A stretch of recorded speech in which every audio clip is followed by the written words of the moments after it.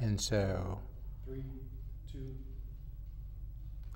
You're watching Public Affairs. Berkowitz is my name, and politics is our game, and we will be doing lots of politics and public policy this evening because we have as our guest Collin Hitt. He is from the Illinois Policy Institute. He is the Senior Government Affairs, whatever, I've screwed up that whole title. That's What's right. your title? Senior Director of Government Affairs. Senior Director of Government Affairs. Yeah. How long have you been with the Policy Institute? About 6.5 years. Okay. What's your background before? Well, before that, I did a little public policy work at Southern Illinois University, my alma mater, at the Policy Institute that's now named after Paul Simon, the late U.S. Senator. So we're talking about pensions. The whole state is talking about pensions. We're taping this show on May 8th, 2012. There are a lot of people who think that the legislature needs to come up with some comprehensive solution by the end of May. If they don't, it gets a little trickier politically in terms of to pass things at that point. You don't just need a majority, you need a 60% vote, right? Right. And so things that you may not require a lot of Republicans to join, the Democrats could do, you might need to have more Republican involvement. But, you know, when people are thinking about this and they're saying, oh, their eyes start glazing over when you're talking about pensions, why should, you know, people watching this show, Collin, why should they really care? I mean, they'd say, oh, look, it's the state employees, okay, they got problems. Why does Joe Sixpack, who's sitting there watching this show, Sure, enjoying it, he switched off the baseball game to hear from Collin Hitt what's this about? How does that affect Joe Sixpack? Well, Joe Sixpack just saw his income taxes go up by a record amount across Illinois. And almost all of that new money he's sending to Springfield are going towards the retirement benefits of public employees. He's not getting better roads. He's not getting safer neighborhoods. His kids aren't going to get cheaper college. All of his investment when that tax hike is going towards the retirement benefit of government employees. So if he say he's married and say he had $50,000 in income, his wife or spouse $50,000, right, they're jointly making $100,000 in income. right. They had been paying roughly a state income tax of 3% individual, right, about $3,000. It's a little bit less for exemptions. Right, so he's paying $2,000 more per year. And you're saying he's not getting anything for that $2,000? All of that is going, or almost all of that, is going to retirement costs for government employees. And so, so that was about a $5 billion payment that we had, right? The most recent payment out of the 2012 budget? Right, and you can talk about this in budget terms, yeah, you know, of course. And this is where people can tune out, but this is what's important. Out of a $33 billion budget, the state of Illinois is going to spend about $7.5 billion on retirement costs this year. That's $5 billion on a pension payment, about $1.5 billion on pension bond repayments, and another $1 billion on health insurance for government retirees. $7.5 billion out of a $33 billion budget. So almost talking, people were saying 16%, it's almost talking like 25%, right? It's very high. It's pushing that. That's right. And the point is, it's crowding out other expenditures. So people might say, well, the state needs to spend more on education. They'll have to spend less on education to cover the pension payment. They'll have to spend less on Medicaid. These may be more worthy. It's hard to say what's more worthy, but they may be more worthy objectives, but there's no choice because the pension payments have to be met, or do they? State government. Could we just default? Well, I think that would be an untenable situation. I mean, default on pension debt means that we're bouncing checks to retired teachers, right? Nobody wants to be in that kind of situation. Or just saying we can't, because you do have pension systems that go broke in the private sector, right, and the people, to some extent, it's insured. The government steps in and insures that. Well, on paper, our pensions are already broke. We can see that in Illinois. They're hemorrhaging money. They're underfunded? How much are they underfunded? They're underfunded by $83 billion officially. Okay. The state has to come up with $83 billion over the next 30 or so years that it doesn't have in order to get back to even with our pension systems. And it's just an absolutely insurmountable debt. And then there's another $54 billion that it would have to come up with to meet its current obligations for retiree health insurance as well. It's an impossible situation budget-wise. So you can't meet all those obligations. The math just doesn't add up. The math you have to adjust your obligations downward. You have to adjust the contributions of the employees and the retirees upward. You brought Is that right? You brought up an important point earlier. We were talking about Joe Sixpack, but he's also probably got a teacher that lives somewhere on his block or in his family, and she's hearing now from her pension fund, the teacher retirement system. There's a possibility, there's at least a possibility, that in 15 years they could be out of money. And that's what you mean by default. Right now, the systems are in terrible financial shape, but there's a possibility within our lifetimes that we could see these funds start to bounce checks. And that's a situation that we should look to avoid as well. We've got to cut taxes in Illinois. We've got to have a balanced budget if we want to have an economic recovery. You've got to cut taxes? Absolutely. Taxes have to be lower in Illinois than they have now. They certainly can't go up, right? All right, but second of all, we have to be in a situation where we stabilize the finances of our retirement systems, because it's just a morally untenable situation to say that one day we're going to be bouncing checks to thousands of public employees. Of course, the trade-off there is that a lot of those employees are going to have to accept that the benefits that they thought that they might be able to earn going forward, the health insurance benefits that that some people currently have, are just simply too generous for taxpayers to afford. But doesn't the Constitution, the Illinois Constitution, say that, I think this is Article 13, Section 5 of the Illinois Constitution, that membership in any pension or retirement system of the state, any unit of local government or school district, or any agency or instrumentality thereof, shall be an enforceable contract, actually an enforceable contractual relationship, the benefits of which shall not be diminished or impaired. The benefits of which shall not be diminished or impaired. Are you violating the Constitution when you, Collin Hitt, from the Illinois Policy Institute, say that you think that those benefits should be diminished, should be impaired?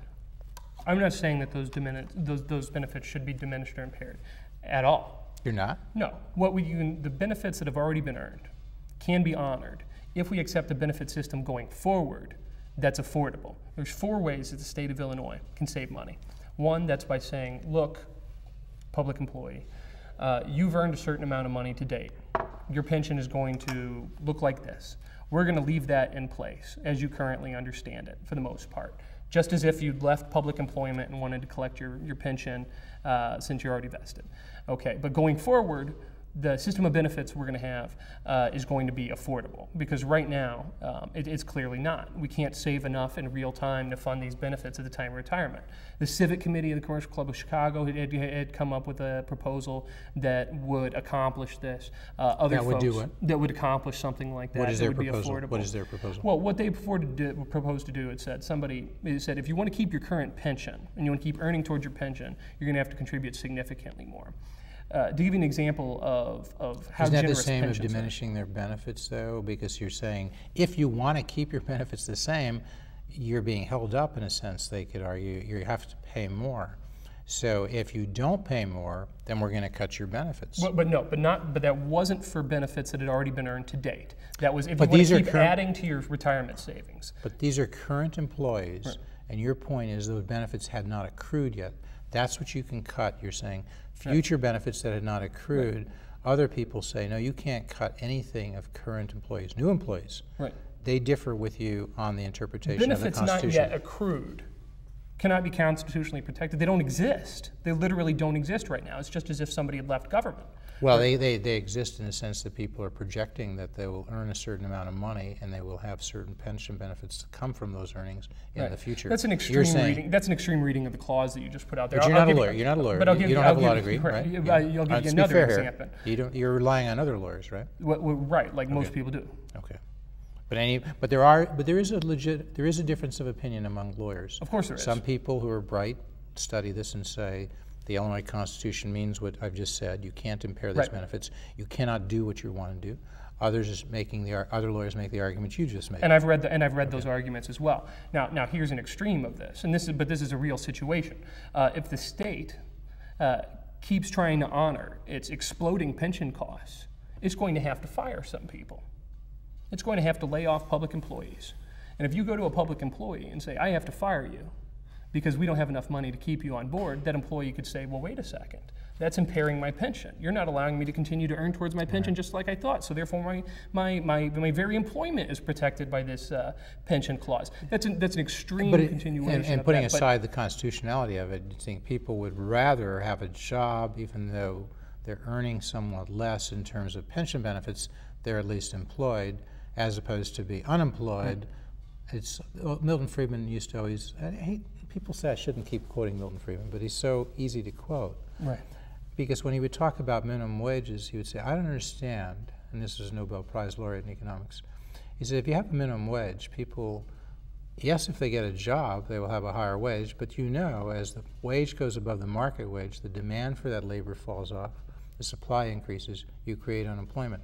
So Milton Friedman would say, how is somebody better off unemployed at a higher wage than employed at a lower wage? And in a sense, you're making the same argument, not about minimum wages, but you're saying when you artificially raise the cost of employing this person, there's not enough to pay that person. His marginal productivity doesn't support that.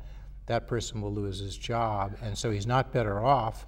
If he had the job, he would be better off, but he's not going to have a job. That's your point. Sort of a long-winded way of saying that. Long-winded on my part. When Milton Friedman was talking about the minimum wage, he was talking about the impact on private sector. Right? The government in Illinois is just coming to grips with the world of finite resources. Well, that's the government, in a sense, is not immune from the same forces that affect the private sector, which it's now learning. So if they only have a certain amount of funds that the government, that taxpayers are willing to give them, right.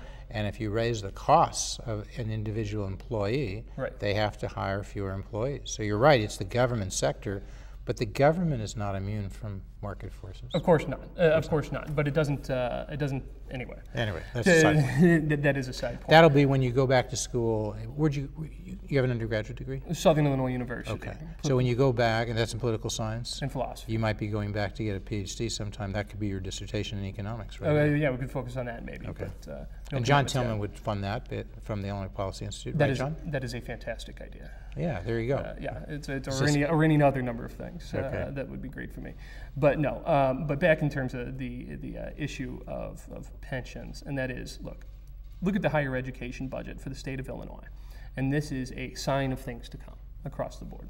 The state spends roughly $2 billion a year on higher education. That's appropriations to universities, that's tuition assistance to kids, some other special programs, and then the retirement costs for university employees, both in terms of health insurance and their public pensions. The state government pays those, not the universities themselves, state government.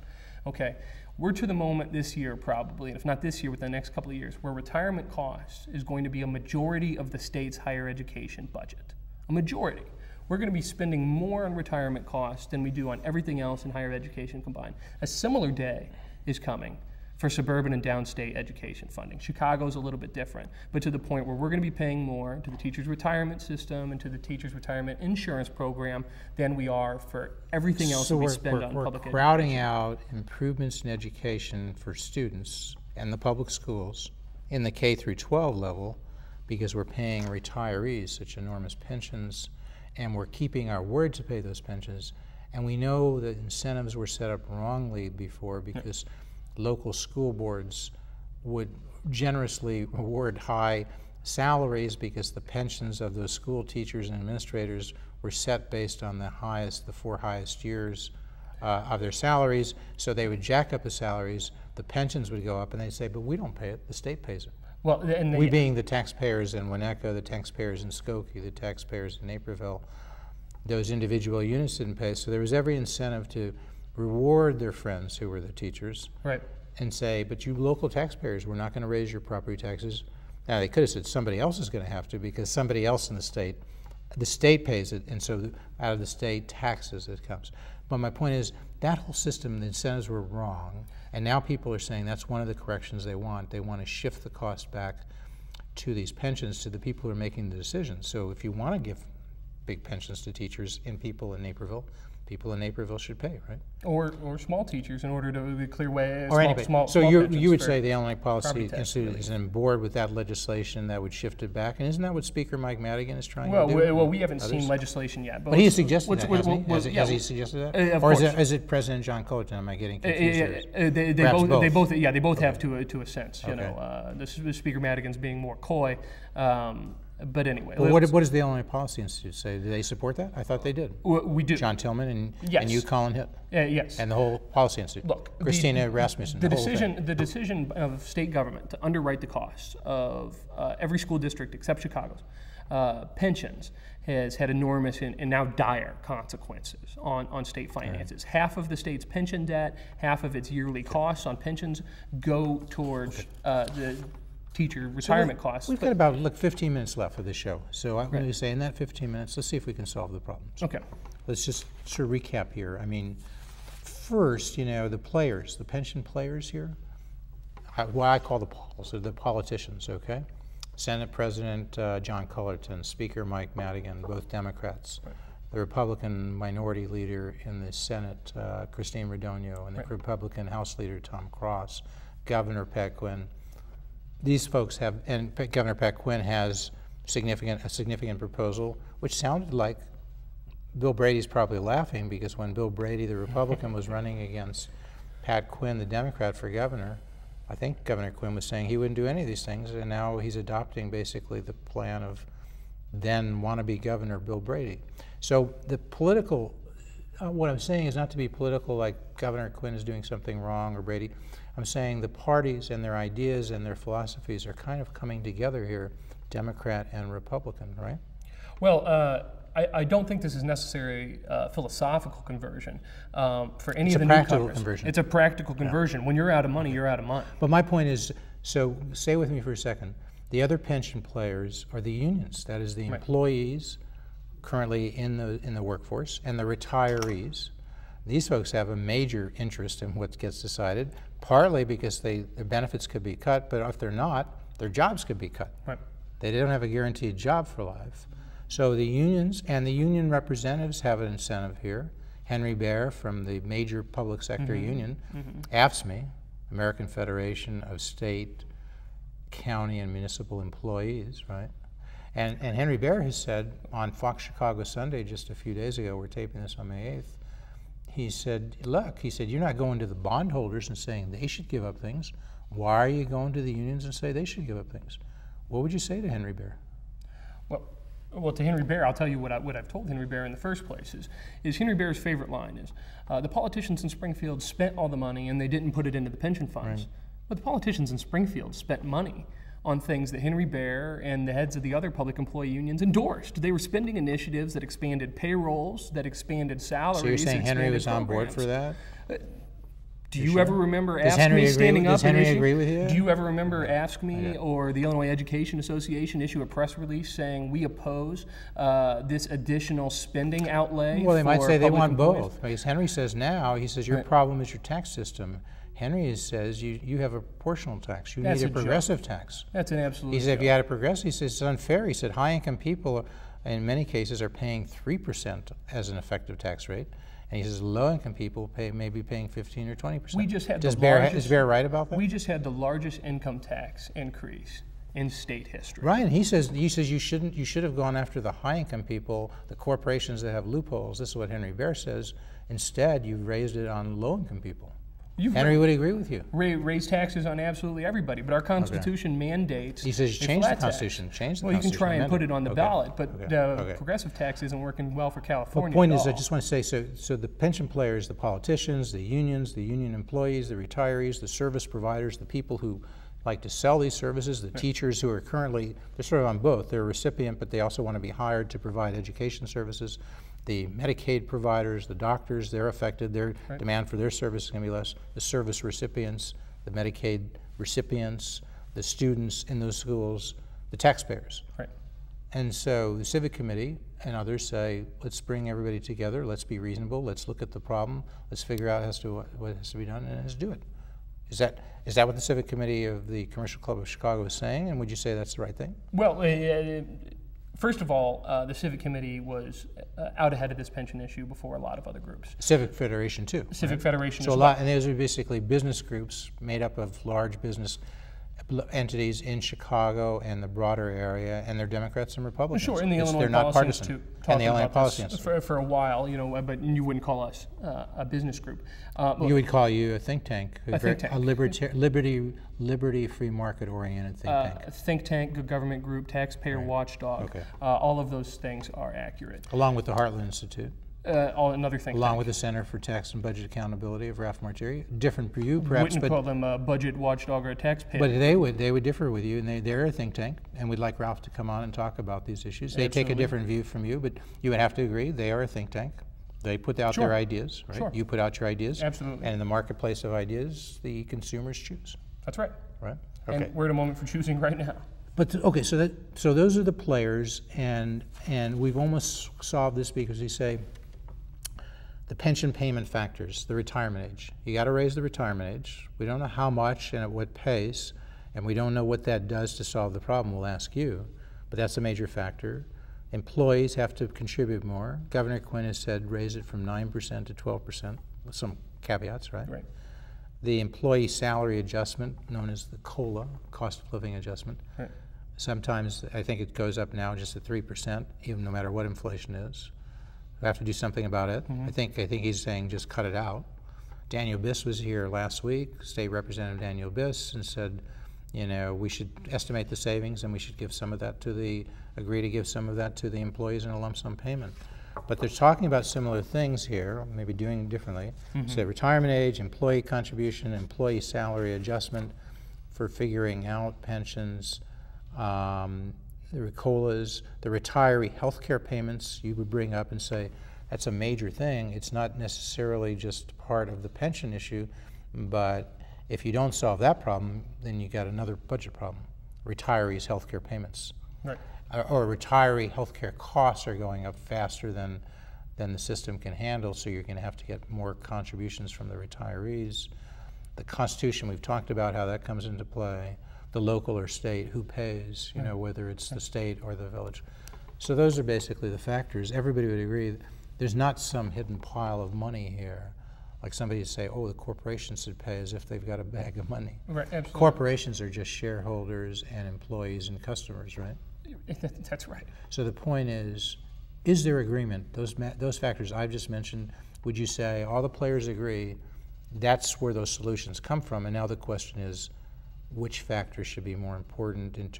Should it be higher employee contributions? Should the COLA be adjusted? So are we just dealing with the parameters now? Everybody's in the game and they know sort of what has to be done. Now they all differ, and they differ in the sense of which factor will be relied on more. That's kind of the nature of the conversation in Springfield. Except for the unions. Except for the unions. Except for the unions, right. But even the unions, I think the Illinois Federation of Teachers Representative Biss told me, said his proposals, which do require sort of givebacks and modifications, he said the Illinois Federation of Teachers said they're not for it, they're not against it, they're neutral. Would you say that's progress? Well, they're not opposing it. With due respect to Representative Biss's thoughtfulness for his proposals, his aren't on the cusp of passage either. That's really where you see where the unions stand once they think your legislation has a chance of becoming law. Then they become neutral. Then they become invested. Oh, and I'd be skeptical of whether or not they'd remain neutral. But so then they oppose it. You're saying they don't have to oppose it now. We haven't seen positions. That's your prediction. We haven't seen positions. That's your prediction, though, that they would oppose it when they saw something on the cusp of passing. Right now, they can afford to be reasonable and say, "This is what you're saying." I'm not saying it. Right now, you're saying the unions. We'd really find out. We'd really find out. Then you'll know. Then we'll know. And that's not just not just about pensions. That's about everything. Okay. Your incentive is not to show your hand early in politics. So before we go to that, just the solution, you know, people say the transition costs, if you wanted to have more, you can have a defined benefit system, you can have a defined contribution. The two major categories or classifications of pensions. Right.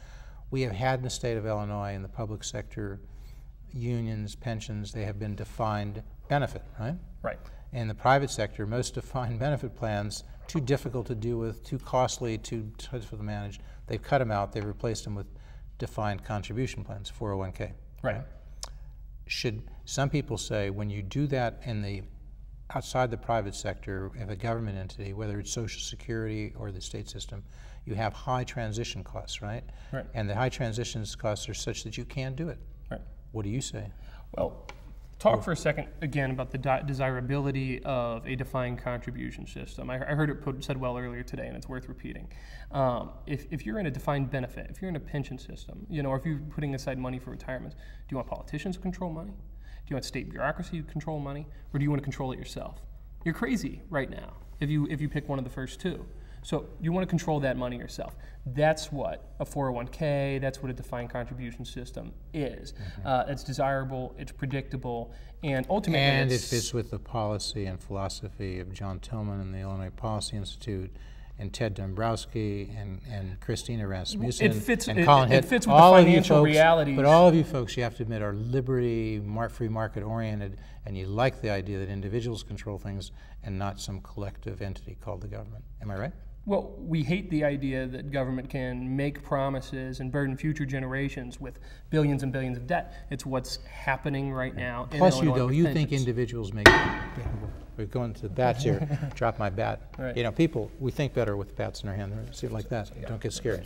That's why the bat's here, so we can think better. So, but that's the point. You folks do believe that individuals make better decisions than governments, and so absolutely, that's a bias. You have to agree. That's a bias. We are biased on behalf of individuals and families over the decision of government. And you say here the evidence supports you because you see how the government has botched this pension system so badly. Is that what you would say? Yes, I would agree with that, Jeff. Okay, and it's not just in Illinois. Wherever, whether it's the federal government, state government, county, and many other states, not all, right, great majority, they botch these things, right? Legislatures seem fundamentally poorly suited to running defined benefit so programs. It's a simple thing. Shouldn't you just go toward a defined contribution system? I mean, don't fiddle around with larger contributions.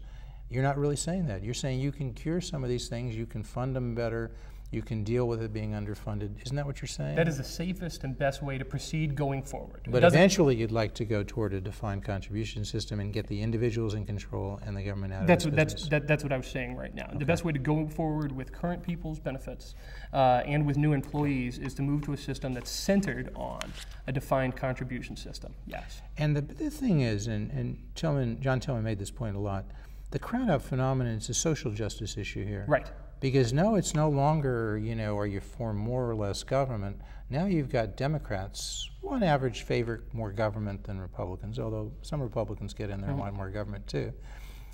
But now you've got Democrats fighting over here saying, okay, if you're liberal and you want more spending, should it go to the pensions, that is the employees or retirees in those unions, or should it go to the people who want more education spending or who want Medicaid spending?